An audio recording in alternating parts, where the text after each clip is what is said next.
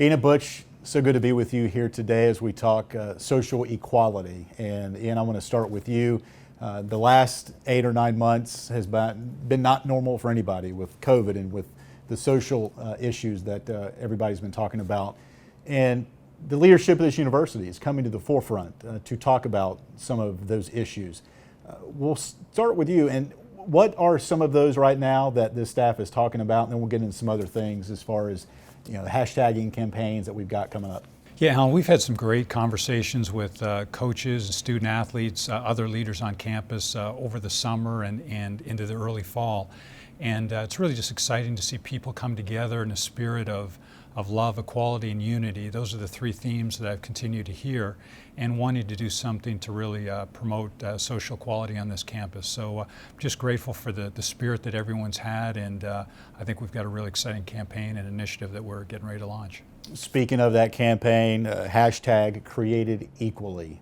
Take us into that, why it's going to be important, what the fans need to know, and it's really neat to talk to the coaches and student athletes and how united this community is. Some ideas come top down. This one came up from the student athletes. It was really their idea, and they liked the term hashtag Created Equally. It's from Acts 17 verse 26, and it's something again that really speaks to and represents what we want here at Liberty, which is positive social change in a manner that represents God and Liberty University's mission the right way. So we're excited about it, and you'll hear a lot more about it during the coming year. There are some pillars within this: love, equality, and unity. I love all 3 of those.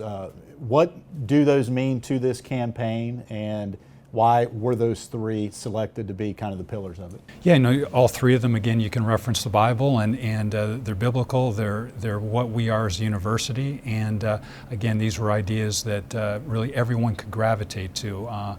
If you're for love, equality, and unity, that's something that's easy to come alongside, and we thought this was really, again, a great way to represent the program, and we're going to be wearing decals and patches on our uniforms throughout the 2020-21 year, beginning with the football game tomorrow against Western Kentucky. As we bring in you, Butch, you were newly minted part of this senior staff a couple of months ago, and it's really been great to see the effect you have had on the student athletes and the staff. And student athletes came to us a couple of weeks ago and said, hey, we want to put out a video, and we want to meet this head on. Tell us about the video that hasn't been released yet, but you've been involved with that with your SAC committee. This initiative was actually created by our student athletes on the SAC family and spearheaded by our president, Brooke Bryan. And the underlying hashtag, if you want to call it, is Listen, Learn, Love. And the focus is about love. If you love others the way Christ loves the church, and you focus on that as the founding principle, everything else will take care of itself. But I'm so proud of the work that they put in creating this video and coming together as a SAC family to make it happen.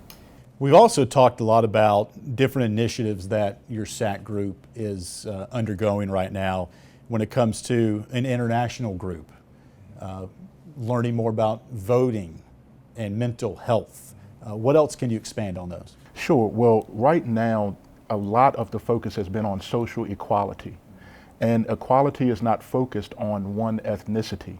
A lot of times a unrepresented group is our international students.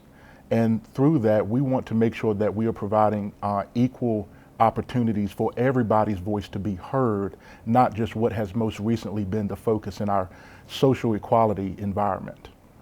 I know for me, Ian, when I have conversations with folks, they might be on a sensitive matter. You just don't know, but after you've done talking with people, it makes you feel good. And some of these issues this summer, you really don't know how somebody is standing on those. But when you talk to them, it opens up doors.